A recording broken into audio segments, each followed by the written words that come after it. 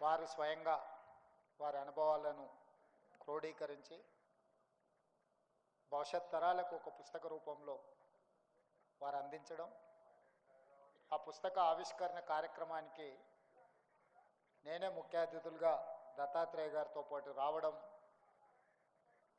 రాజకీయ జీవితంలో ఎప్పటికీ గుర్తుండిపోయే గొప్ప సందర్భం ఇది. ఈ కార్యక్రమంలో నాతో పాటు బండారు దత్తాత్రేయ గారు, పెద్దలు కేశవరావు గారు, రాజ్యసభ సభ్యులు డాక్టర్ లక్ష్మణ్ గారు, సహచార మంత్రివర్గ సభ్యులు పొన్నం ప్రభాకర్ గారు, పెద్దలు వి హనుమంతరావు గారు, మధు యాస్కి గారు, ఇతర పెద్దలందరూ ఈ కార్యక్రమంలో పాల్గొని దేవేందర్ గౌడ్ గారి యొక్క అనుభవాలను సంక్షిప్తంగా, వారి అనుభవాలు వారి స్వీయ చరిత్ర కాదు, వారు రాసిన అనుభవాలు తెలంగాణ ఉద్యమ సందర్భంలో ప్రజల కోణంలో జరిగిన తెలంగాణ ఉద్యమం గురించే ఆ విజయ తెలంగాణలో పొందుపరిచిందని నేను వ్యక్తిగతంగా భావిస్తున్నాను. ఎందుకంటే తెలంగాణ చరిత్ర,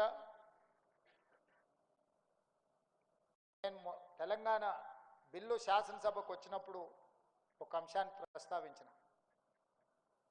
ఈ తెలంగాణ నేల మీద తెలంగాణ యొక్క ఏర్పాటు కోసం పోరాటాలు చేసి అసూలు బాసిన వాళ్ళే ఉన్నారు. అసూలు బాసిన వాళ్ళు, అమరులు అయిన వాళ్ళు, వాళ్ళ గొప్పతనాన్ని, వాళ్ళ పోరాట స్ఫూర్తిని వాళ్ళు లెక్కించుకోలేరు. అలాంటి వాళ్ళు వేలాది లక్షలాది మంది ఈ నేల మీద పుట్టినరు, ఈ నేల మీద అమరులైనరు. కానీ విజయం సాధించినప్పుడు కొంతమంది ఆ చరిత్రను తమ గొప్పతనంగానో తమకు అనుకూలంగానూ మలుచుకుంటారు. కాబట్టి ఈరోజు ఉమ్మడి ఆంధ్రప్రదేశ్ శాసనసభలో తెలంగాణ యొక్క చరిత్రను, పోరాట స్ఫూర్తిని, సాయుధ రైతాంగ పోరాటం నుంచి ఆ తర్వాత 69 కానీ, లేకపోతే 96లో తెలంగాణ జనసభ ఉద్యమం కానీ, లేకపోతే 2001లో కానీ వివిధ సందర్భాలలో తెలంగాణ ఉద్యమంలో పాల్గొన్న విద్యార్థిని ఉద్యమకారుల గురించి చర్చ జరగాలి, ఈ చరిత్రను లెక్కించాలి అని ఆ రోజే నేను శాసనసభలో ప్రస్తావించిన. ఈ మధ్యకాలంలో కూడా ఏదో సందర్భంలో నేను అన్నా, ఒక వ్యక్తి, ఒక కుటుంబము, ఒక రాజకీయ పార్టీ మొత్తం తెలంగాణ చరిత్ర అనే విధంగా చిత్రీకరించడానికి కొంతమంది ప్రయత్నం చేస్తున్నారు. అది వాస్తవం కాదు. తెలంగాణ ఉద్యమంలో ప్రత్యక్షంగా పాల్గొన్న వాళ్ళు వాళ్ళ అనుభవాలను తెర ముందు జరిగింది, తెర వెనకాల జరిగిన విషయాలను క్రోడీకరించి రాసితే మన భవిష్యత్ తరాలకు ఈ సమాచారం, ఈ సందేశం చేరాలి అని వారు కోరుకున్నారు. ఈరోజు పెద్దలు దేవేందర్ గౌడ్ గారు రాసిన ఈ పుస్తకంలో తప్పకుండా ఆనాటి తెలంగాణ ఉద్యమ సందర్భంగా జరిగిన సంఘటనలు కావచ్చు, ఒక్కొక్క సందర్భంలో తెలంగాణ అంశాన్ని ప్రస్తావించడానికి, తెలంగాణ అంశం మీద మాట్లాడడానికి జరిగిన ఇబ్బందులు కూడా ప్రత్యక్షంగా ఉన్న వాళ్ళకే తెలుసు. ఇప్పుడు చెబితే అది పెద్ద అంశంగా కూడా కనిపించకపోవచ్చు, కానీ ఆ రోజుల్లో ఆ విషయానికి అంత ప్రాధాన్యత ఉండే. ఆ రోజు దేవేందర్ గౌడ్ గారు తీసుకున్న నిర్ణయం ఒక సాహసోపేతమైన నిర్ణయం. ఎందుకంటే రాజకీయ పార్టీలో యజమానితో పాటు సమానంగా అన్ని రకాల అధికారము, హక్కులు, గౌరవం ఆ రోజు పెద్దలు దేవేందర్ గౌడ్ గారికి ఉండే. ఆ రోజు వారు ఉన్న పార్టీలో నాయకుడు ఎంత చలామణి అవుతుండేనో దేవేందర్ గౌడ్ గారు కూడా సరి సమానంగా నాయకుడితో పాటు ఆ రోజు చలామణిలో ఉండే. వారి ఆర్థిక పరిస్థితి నేను చెప్పాల్సిన పని లేదు, వాళ్ళ రాజకీయ నేపథ్యం, వారు పొందిన పదవులు నేను చెప్పాల్సిన పని లేదు.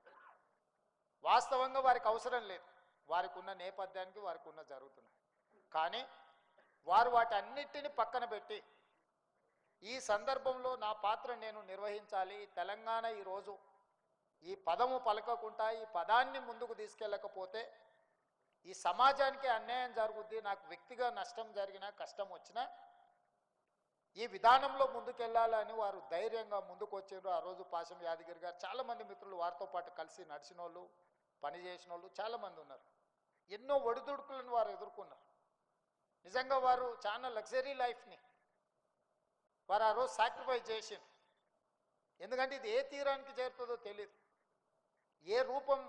ఏ రూపాంతరం చెందుతుందో తెలియదు. తెలంగాణ రాష్ట్రం వచ్చింది కాబట్టి ఈరోజు ఇక్కడ ఉన్న వాళ్ళందరూ రాష్ట్రం వచ్చింది కదా అనే ఒక సంతోషంలో ఉన్నారు. కానీ ఒకవేళ రాష్ట్రం రాకపోయి ఉంటే రాజకీయ పరిణామాలు వేగవంతంగా మారి ఊహించని పరిణామాలు రాజకీయాల్లో వచ్చినుంటే వారు నిర్మించుకున్న మొత్తం భవిష్యత్తే గందరగోళం పోయి ఉండే. అయినా పర్వాలేదు అని చెప్పి ఆ రోజు పెద్దలు దేవేందర్ గౌడ్ గారు తెలంగాణ ఉద్యమంలో ముందున్నారు. ఇదే విధంగా గోదావరి జలాల ద్వారానే తెలంగాణ రాష్ట్రం సస్యశ్యామలం అవుతుంది. వేలాది టీఎంసీలు సముద్రంలో కలుస్తుంటే పాలకుల నిర్లక్ష్యం తెలంగాణకు తీరని అన్యాయం చేస్తుంది. ఖచ్చితంగా గోదావరి జలాల ద్వారానే ఈ తెలంగాణను సస్యశ్యామలం చేయాలని వారు పాదయాత్ర చేయడం ద్వారానే ఆనాటి ప్రభుత్వం మీద ఒత్తిడి వచ్చి ఎప్పటి నుంచో డిమాండ్ ఉండే. అంతకంటే ముందు పెద్దలు విద్యాసాగరరావు గారు కూడా గోదావరి జలాలు ఇచ్చంపల్లి ప్రాజెక్టులను చేపట్టాలని వారు ఒక ప్రయత్నం చేశారు. వారి ప్రయత్నం ప్రజలకు అంశాన్ని చేరింది, కానీ ఆ ప్రయత్నం ఆ సమస్యను పరిష్కరించలేదు. కానీ పెద్దలు దేవేందర్ గౌడ్ గారు ఎప్పుడైతే గోదావరి జలాలను తెలంగాణలో పారించాలి అని చేసిందో ఆ ఒత్తిడి ఫలించింది. ఆ రోజు ప్రాణహిత చేవెళ్ళ ప్రాజెక్టును ఆనాటి ప్రభుత్వం చేపట్టి దాదాపుగా ఎక్కడో తుమ్మిడిహెట్టి దగ్గర ఉన్న ప్రాజెక్టును చేవెళ్ళ వరకు, వికారాబాద్ వరకు, తాండూరు వరకు నీళ్లు తరలించాలనే ప్రాజెక్టుకు ఆ రోజు పునాది రాయబడ్డది. ఆ పోరాటంలో దేవేందర్ గౌడ్ గారు ఆ పాదయాత్ర ప్రభుత్వాల మీద ఒత్తిడి వచ్చింది. ప్రభుత్వాలు నిర్ణయం తీసుకునే ప్రభుత్వాలు ఆ ప్రాజెక్టును చేపట్టాల్సిన పరిస్థితి వారి పాదయాత్రతో వచ్చింది. ఆ తర్వాత వాళ్ళు తీసుకున్న నిర్ణయాలలో ప్రధానంగా తెలంగాణ అంటే టీజీ అనే పిల్లలు బండ్ల మీదనే కాదు, వాళ్ళ గుండెల మీద కూడా ఆ రోజు రాసుకున్నారు. తెలంగాణను టీజీ రూపంలో రాయాలి అని ఆ రోజు దేవేందర్ గౌడ్ గారు తీసుకున్న రాజకీయ నిర్ణయమే టీజీ. కానీ తెలంగాణ రాష్ట్రం వచ్చిన తర్వాత ప్రజల గుండెల్లో శాశ్వతంగా ఉన్న టీజీ కాస్త టీఎస్గా మారింది. కానీ నాకు అవకాశం వచ్చినప్పుడు ప్రజల గుండెల్లో శాశ్వతంగా ఉన్న టీజీనే తెలంగాణలో ఉండాలి అని చెప్పి టీఎస్ను మళ్ళీ టీజీగా మార్చి, రాష్ట్ర ప్రభుత్వం మారిస్తే మారదు, కేంద్ర ప్రభుత్వం కూడా దాన్ని ఆమోదించాలి, దాన్ని గెజిట్ నోటిఫై చేయాలి. కేంద్ర ప్రభుత్వం దగ్గరకు కూడా వెళ్ళి ప్రధానమంత్రి గారిని, కేంద్ర హోంశాఖ మంత్రి గారిని కలిసి ఎంహెచ్ఏ నుంచి నోటిఫై చేయించి ఈరోజు ప్రజల గుండెల్లో శాశ్వతంగా ఉన్న టీజీ ఈరోజు టీజీగా ప్రజలు కోరుకున్న విధంగా వచ్చింది అని అంటే అది వారు ఆ రోజు ఆలోచన చేసిండ్రు, ఈరోజు మేము అమలు చేసినాం. నేను టీజీ చేసినప్పుడు మొట్టమొదట టీజీ చేయాలని ఆలోచన చేసినప్పుడు పెద్దలు దేవేందర్ గౌడ్ గారే నాకు గుర్తొచ్చారు. ఆ రోజు వారు టీజీని గోడల మీదనే కాదు గుండెల మీద రాపించిండ్రు. ఈరోజు తెలంగాణ ప్రజలు కోరుకున్నట్టుగా టీజీ అని. ఇంతకుముందు మనం విన్న జయ జయ హే తెలంగాణ 10 సంవత్సరాలు నీవురు గప్పిన నిప్పులాగా ఉండే. రాష్ట్రీయ గీతంగా తెలంగాణ ఉద్యమంలో మనం తెచ్చుకుందాం అనుకున్నాం, పాడుకున్నాము, ఆడుకున్నాము. తెలంగాణ వస్తే మొట్టమొదట తెలంగాణ రాష్ట్రీయ గీతమే మొదటి నిర్ణయం అవుతుంది అనుకున్నాం. కానీ 10 సంవత్సరాలు నివురు గప్పిన నిప్పులా కొలిమిలో అట్లానే ఉంటే దాన్ని వెలికి తీసి ఊది ఈరోజు ఆ నిప్పు ఈరోజు ప్రజలందరి దగ్గర తీర్చే విధంగా జయ జయ హే తెలంగాణ రాష్ట్రీయ గీతంగా, రాష్ట్ర అధికారిక గీతంగా మన ప్రభుత్వం నిర్ణయం తీసుకున్నది. ఇవన్నీ ప్రజల వైపు నుంచి ఉన్న ఆలోచన. ఇందులో నా ఆలోచన ఏం లేదు, నా కోరిక ఏం లేదు. జయ జయ హే తెలంగాణకు నేను ఆథర్ని కాదు, లేకపోతే దాని స్పాన్సరర్ని కూడా కాదు. రాసినవాడు, పాడినవాడు, ప్రజలకు తీసుకెళ్ళిన వాళ్ళు వందలాది వేలాది మంది త్యాగాలు చేసిన వాళ్ళు ఉన్నారు. అది శాశ్వతంగా చరిత్ర పుటలలో ఉండాలన్న ఒక ఆలోచనతోటే మేము ఆ జయ జయ హే తెలంగాణను అధికారిక గీతంగా చేసినాం. వీళ్ళనేగా తెలంగాణ ఉద్యమంలో చరిత్రకారులు, తెలంగాణ ఉద్యమంలో సర్వం కోల్పోయిన కుటుంబాలు ఉన్నాయి. అందులో బండి యాదగిరి గారు కావచ్చు, చాలామంది పేర్లు నిన్నమని ఒక 9 మంది ప్రముఖులను గద్దరన్న నుంచి మొదలు పెడితే పాశం యాదగిరి వరకు 9 మంది ప్రముఖులు తెలంగాణ కోసం సర్వం కొట్టిరు. ఈరోజు వారి వయసు పూర్తిగా ఆరోగ్యము క్షీణించిన పరిస్థితి. ఆర్థికంగా వాళ్ళ గురించి నేను చెప్పాల్సిన అవసరం లేదు.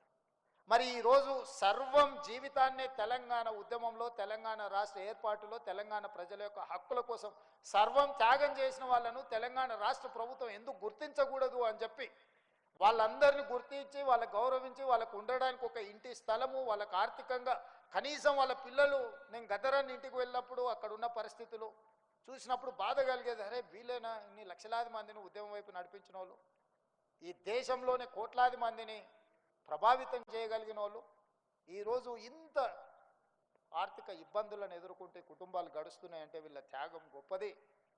మేము అందించే ₹1 కోటి నగదో, ఒక ఇంటి స్థలమో, లేకపోతే వాళ్ళకి ఇచ్చే ఒక తామర పత్రమో వాళ్ళ జీవితాలలో ఎలాంటి మార్పు తీసుకురాదు, కానీ తెలంగాణ సమాజం మిమ్మల్ని గుర్తుపెట్టుకున్నదని ఒక గుర్తింపు కోసమే ఆ కార్యక్రమాన్ని రాష్ట్ర ప్రభుత్వం తీసుకున్నది.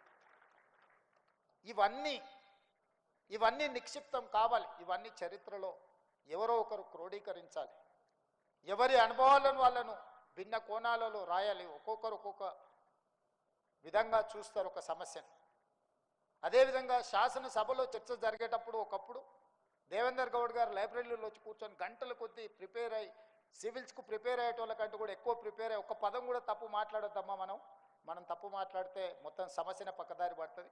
మనం 10 అంశాలు ప్రస్తావించి 9 కరెక్ట్గా మాట్లాడి ఒక తప్పు మాట్లాడితే ఎదురుగున్నవాడు ఒక్క తప్పును చూపించి ఇగో ఈ తప్పు చూపిస్తున్న మిగతా 9 కూడా అట్లాంటివి అన్నప్పుడు మొత్తం మన కృషి అంతా దెబ్బతింటుంది. కాబట్టి ప్రతిదీ వాస్తవాలనే చట్టసభలలో మాట్లాడాలి అని ఒక విద్యార్థిలాగా వారు కూర్చొని లైబ్రరీలో ప్రిపేర్ అయ్యేటోళ్ళు నేను చూసినాం సొంతంగా.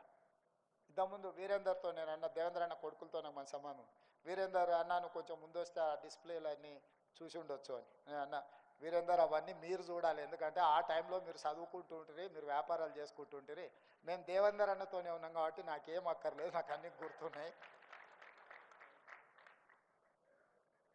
వారితో పాటు చట్టసభలో కానీ వారు జిల్లా పరిషత్ చైర్పర్సన్గా, ఎమ్మెల్యేగా, మంత్రిగా, రాజ్యసభ సభ్యుడిగా, తెలంగాణ ఉద్యమకారుడిగా వారితో ఒకసారి వరంగల్ నుంచి మీటింగ్ చేసుకొని వెనక్కి ప్రయాణమై వస్తుంటే ఎన్టీ రామారావు గారితో వారికి ఉన్న అనుబంధం కానీ అనుభవాలను కానీ వారు చెప్తుంటే ఎప్పుడు హైదరాబాద్ వచ్చిందో తెలియనంత కొన్ని రాజకీయ కీలకమైన మార్పులు జరిగిన సందర్భంలో జరిగిన సంఘటనలు అవి ఎవ్వరికీ తెలియదు. దేవేందర్ అన్న లాంటి వాళ్ళకు ఒకరిద్దరికే తెలుసు. అట్లాంటి విషయాలు చెప్తుంటే రాజకీయాలలో ఈ అనుభవాలు ఏదైనా కొనుక్కోవచ్చు, అనుభవాన్ని కొనుక్కోలేము. అనుభవం అన్నిటికంటే రిచెస్ట్ థింగ్. వారు ఆ రోజు జరిగిన పరిణామాలు ఒక్కొక్క సంఘటన ఎట్లా జరిగింది, ఒక సంఘటనకు ఇంకొక సంఘటన ఏ విధంగా తోడైంది, ఏ విధంగా రాజకీయ పరిణామాలు వేగంగా మార్పులు చేర్పులు జరిగినాయి. ఎన్టీ రామారావు గారికి ముందుకు వెళ్ళాలంటే ఆ గంభీరమైన పర్సనాలిటీ ముందు నాకు భయం. రేవంత్ ఆయన ఎదురుగా పోయి నిలబడాలంటే కూడా ఆ రోజు ధైర్యం లేకుండే. కానీ ఆ రోజు సంఘటనలు వేగంగా జరిగినాయి అని కొన్ని వారి అనుభవాలు చెప్పినప్పుడు ఇట్లాంటి అనుభవాలు భవిష్యత్ తరాలకు తెలియాల్సిన అవసరం ఉన్నది. ఈరోజు వారు పుస్తకం రాయడం, ఈ పుస్తకం కార్యక్రమంలో మేమందరం రావడం, ఈరోజు తెలంగాణ సమాజంలో ఒకనాడు పివి నరసింహారావు గారు, మరి చెన్నారెడ్డి గారు లాంటి రాజకీయ ఉద్దండులు ఉన్నారు. ఆ తర్వాతి తరంలో పెద్దలు జైపాల్ రెడ్డి గారు, దేవేందర్ గౌడ్ గారు లాంటి వాళ్ళు ఉన్నారు. వాళ్ళు క్రియాశీలక రాజకీయాలలో లేకపోవడం తెలంగాణకే తీరని నష్టం. జైపాల్ రెడ్డి గారు మన మధ్య లేకపోవడం, దేవేందర్ గౌడ్ గారు క్రియాశీలక రాజకీయాలు లేకపోవడం వల్ల తెలంగాణలో ఒక గౌరవప్రదమైన రాజకీయ వాతావరణం లేకుండా పోయింది. వారు ఏదన్నా మేము ఇప్పుడున్న కాంపిటీషన్లో మేము ఏదైనా మాట్లాడితే ఏందమ్మా అంత మాట నువ్వు అని అడిగేటోడు దేవేందర్ గౌడ్ గారు. అంటే అన్న మీరంతా వన్డే మ్యాచ్లు ఆడారు, మేము 2020 ఆడుతున్నాము. ఇప్పుడున్న దాంట్లో hit out or get out తప్ప ఇవన్నీ లెక్కలు వేసేటట్టు ఏడుంది దేవేందర్ అన్న.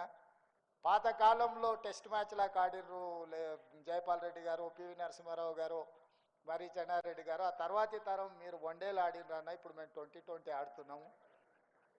కాబట్టి ఈ విషయాలు ఇప్పుడు ఇంకా అంటే అంతేనా అమ్మ, ఇట్లయితే ఎట్లమ్మా మీరందరూ ఆ చట్టసభలు అంటే ఎవరైనా అబద్ధం చెప్తే కూడా ఆయనకు ఆశ్చర్యం. చట్టసభలలో అరే అమ్మ హౌస్లోకి ఇంత అబద్ధం మాట్లాడతాడు ఏందే, బయట ఏమైనా మాట్లాడిండంటే అర్థం ఉంది కాదని. అంటే ఆ సభకు అంతా గౌరవించేవాళ్ళు. వారి ఉపన్యాసం పాతది మీరు ఎప్పుడైనా వినండి, సెటైర్ ఉంటుంది, సర్కాజం ఉంటుంది, హ్యూమర్ ఉంటుంది, కంటెంట్ ఉంటుంది.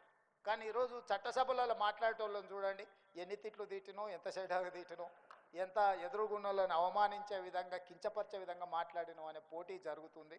ఇది తెలంగాణ సమాజానికి మంచిది కాదు. మీరు అనుకోవచ్చు అన్న బాగానే చెప్తున్నాను కానీ మరి నీ సంగతి ఏందని. నేను మీ అందరికి చేసే విజ్ఞప్తి ఏంటంటే ఆటనే అట్లున్నది, అట్లా ఆడకపోతే నేను అవుట్ అవ్వాల్సి వస్తుంది. అట్లాంటి ఆట మేము ఇష్టం ఉండి ఆడడం లేదు. నాకు చాలా ఏళ్ళు కలిసి పనిచేసిన అనుభవం పెద్దలు దత్తాత్రేయ గారితో, లక్ష్మణన్నతోని కలిసి పెరిగి అంటే వాళ్ళ ముందర పెరుగుకుంటూ వచ్చినాం. దేవేందర్ గౌడ్ గారితో కలిసి పనిచేసినాం. ఆనాడు ఉన్న రాజకీయాలు లేకపోతే విధానాలు, ఒక ఆర్గనైజేషన్ కమిట్మెంట్స్ ఇవన్నీ డిఫరెంట్ లెవెల్లో ఉండే. ఈరోజు ఉన్న పరిస్థితి ఇట్లా తయారైంది. కాకపోతే నేను ఈ కాంపిటీషన్లో ఉండాలనుకుంటున్నా, గెలవాలనుకుంటున్నా కాబట్టి కొన్ని నాకు ఇష్టం లేకపోయినా కష్టంగా అనిపించింది. ఎందుకంటే నా పాత 2009 నుంచి 14 అసెంబ్లీలో స్పీచెస్ చూడండి. మొట్టమొదటి బడ్జెట్ రాజశేఖర రెడ్డి గారు ప్రవేశపెట్టినప్పుడు చంద్రబాబు నాయుడు గారి తర్వాత నేనే ఇనిషియేట్ చేసిన బడ్జెట్ డిస్కషన్. 92 మంది ఎమ్మెల్యేలు 5-6 సార్లు ఎమ్మెల్యేలు గెలిచిన వాళ్ళు ఉంటే కూడా ఫస్ట్ టైం ఎమ్మెల్యేగా నేను బడ్జెట్ డిస్కషన్ని ఇనిషియేట్ చేసి చాలా అంశాల మీద రాజశేఖర రెడ్డి గారు లేచి చెప్పుకోలేని పరిస్థితి, చాలాసార్లు లేచి రిప్లై చేయాల్సిన పరిస్థితి కల్పించిన. అంటే అంశాలను అన్నింటిని కూడా చేసి ప్రాంతానికి కానీ లేకపోతే ప్రజలకు కానీ జరిగిన నష్టాల మీద విశ్లేషణ చేసుకుంటూ మాట్లాడిన మొదటిసారి ఎమ్మెల్సీ అయినప్పుడు చుక్కా రామయ్య గారితో, ప్రొఫెసర్ నాగేశ్వర్ గారితో, అట్లాంటి వాళ్ళతో కలిసి పనిచేసి చదివి అవగాహనతో మాట్లాడాలనుకున్న వాళ్ళతో కలిసి పనిచేసింది. పోను పోను పోను పోను అది ఎట్లా తయారైంది అంటే ఇప్పుడున్నట్టుగా తయారైంది.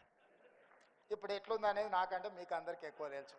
చిన్నపిల్లలు టీవీ ఎందుకు చూస్తారా, మార్చే ఛానల్ మారుస్తుండే రాజకీయ నాయకులు వస్తానే పరిస్థితి తెలంగాణ రాజకీయాలలో దాపురించింది. ఇది ఎక్కడో ఒక దగ్గర మార్పుకు మనం పునాది వెయ్యాలి. ఎక్కడో ఒక దగ్గర అలాంటి వాళ్ళను ఎక్కడో ఒక దగ్గర నిలువరించడానికి ప్రయత్నం చేయాలి. ఏది ఏమైనా తెలంగాణలో విలువలతో కూడుకున్న ప్రజా సమస్యల మీద పోరాటం చేసే నాయకత్వాలు ముందుకు రావాలి. ఎంత పెట్టుబడి పెట్టినాం, ఎంత లాభం వచ్చిందనే లెక్కలు తగ్గాలని కోరుకుంటూ దేవేందర్ గౌడ్ గారు రాసిన పుస్తకాన్ని ఆవిష్కరించే అవకాశం కలిగినందుకు నాకు చాలా ఆనందంగా ఉంది. ఇది ఒక గౌరవము. చాలా పుస్తకాలు ఏవో ఆవిష్కరిస్తుంటాం, అవన్నీ మనకు మనకు మనసాక్షిగా ఒక మంచి కార్యక్రమాన్ని పాల్గొనమని అనిపించవచ్చు, అనిపించకపోవచ్చు. కానీ దేవేందర్ గౌడ్ గారు రచించిన ఈ విజయ తెలంగాణ పుస్తకాన్ని ఆవిష్కరించడాన్ని నేను ఒక గౌరవంగా భావిస్తూ మీ అందరి దగ్గర సెలవు తీసుకుంటున్నా. ధన్యవాదాలు మిత్రులారా.